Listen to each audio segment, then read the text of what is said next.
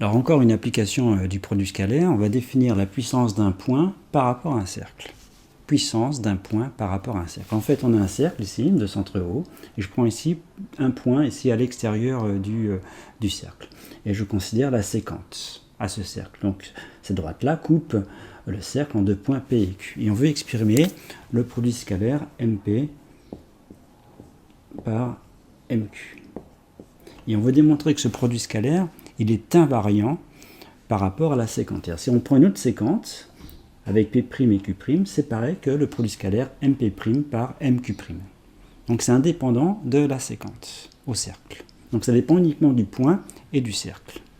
Alors ce qu'on va faire, on va exprimer ce produit scalaire en rappelant ici qu'en prenant ici le point P1 diamétralement opposé au point P, donc ici vous avez un diamètre, donc ici vous savez qu'il y a ici un angle droit. Et vous rappelez la définition, une autre expression du produit scalaire en prenant le projeté. Donc si je fais MP scalaire MP1, donc je prends ce produit scalaire, on sait que le produit scalaire c'est le même en projetant le point P1 sur la droite MP. Or le projeté orthogonal de P1 sur la droite MP, c'est justement le point Q. Donc on a bien l'égalité de ces deux produits scalaires. Ça c'est déjà une première chose, vous voyez, on utilise une expression du produit scalaire avec le projeté orthogonal. On ne l'a pas fait dans d'autres situations, mais là c'est une situation où on le fait. Donc ensuite on va utiliser la relation de Schall avec le point O. On va écrire que c'est MO plus OP scalaire MO plus OP1. Mais le vecteur OP1, c'est moins le vecteur OP, puisque O est le milieu de PP. Donc ici, je vais mettre moins le vecteur OP. Et ensuite, j'utilise la linéarité du produit scalaire. Donc ça fait MO scalaire MO. Ici, MO scalaire moins OP, c'est pareil que moins MO scalaire OP. Ici, j'ai OP scalaire OM.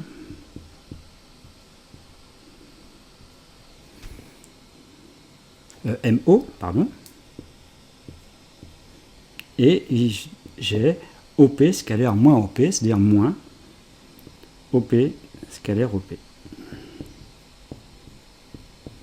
Bien. Donc j'utilise la linéarité, la bilinéarité du produit scalaire. Alors ici, par symétrie, OP scalaire MO, c'est la même chose que MO scalaire OP. Donc ça simplifie. Donc il me reste le carré scalaire du vecteur MO, mais le carré scalaire, c'est le carré de la norme, donc c'est MO au carré, ou OM carré,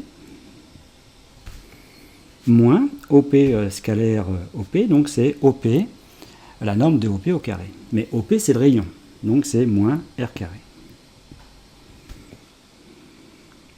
Donc voilà ce qu'on obtient ici pour ce produit scalaire. MP scalaire MQ, c'est OM carré moins R carré. Donc si je prends une autre séquence avec P' et Q', on aura donc MP' scalaire MQ', ça sera donc OM carré moins R carré. Ici, vous voyez bien que P et Q n'interviennent pas. Donc ça prouve que c'est indépendant ici de la séquence. C'est un premier résultat. Alors, remarquez aussi que si le point M est à l'intérieur du cercle, eh bien, il y a la démonstration, vous voyez, il n'y a aucun changement, ça donnerait le même résultat. Par contre, c'est le produit des longueurs. Je pourrais exprimer, dans le cas où M est à l'extérieur, on peut vérifier que les vecteurs donc MP et MQ sont donc collinaires, mais de même sens. Donc ça veut dire que le produit scalaire, ici, c'est également le produit des longueurs.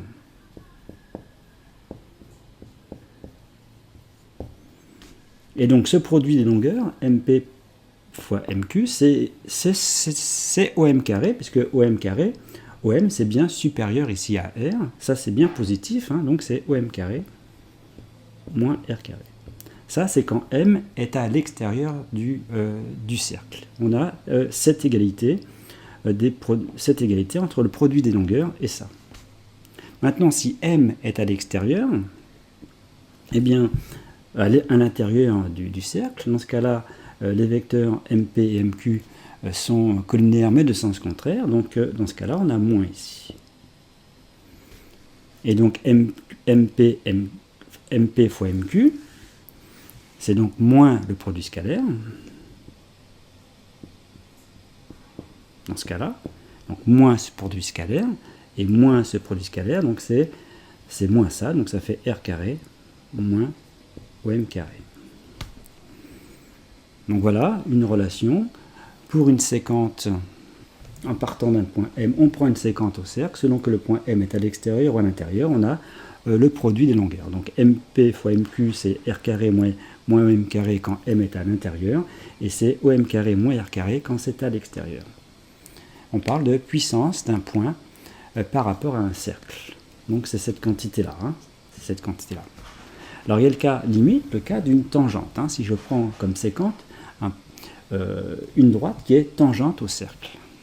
Alors maintenant, je prends ici comme séquente une tangente au cercle, donc j'ai le point T, et j'exprime ce même produit scalaire. Donc en fait, P c'est Q, c'est égal à T. Donc en fait, j'exprime ce produit scalaire MT par MT.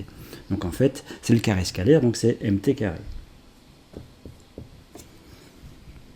Mais MT carré, vous voyez, MT carré dans ce triangle-là, MTO, c'est un triangle qui est rectangle, en T, puisque c'est une tangente. Donc on a MT carré, qui est égal à OM carré, moins OT carré, c'est-à-dire moins le rayon. Donc on obtient la même chose. On a bien que le produit scalaire, c'est OM carré moins R carré. Donc on obtient la même chose dans le cas où on prend comme séquente une tangente au cercle.